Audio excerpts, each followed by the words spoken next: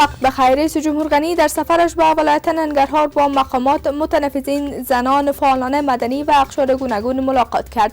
وی در یک سخنرانی به یک جلسه مردمی از مردم آن ولایت برای حل مشکلاتشان یک ماه وقت خواسته است. ناتو تا یک ماه دیگر بر ماندن یا خارج شدن از افغانستان فیصله می کند. منشی عمومی این نهاد گفته است ماندنشان در افغانستان مصارف گزاف و مأموریت سخت نظامی می خواهد و اگر بروند می ترسند که لانه تروریستان نشود. در سال گذشته نزدیک به 900,000 مهاجر افغان به کشور برگشتند. اداره بین‌المللی مهاجرت گفته است تنها در 2 هفته گذشته 16,357 مهاجر از ایران برگشته و 11,000 دیگر رد مرز جبری شدند. در 24 ساعت گذشته 120 واقعه جدید ویروس کرونا در کشور به ثبت رسیده است. وزارت صحت عامه میگوید 7 تن در این مدت جان باختند و 451 تن دیگر شفایاب شدند. و شورای ملی آمریکا رسما پیروزی جو بایدن را تایید کرد. بعد از این اعلان دونالد ترامپ نیز وعده کرد که قدرت را به طور مسالمت آمیز به جو بایدن خواهد سپرد.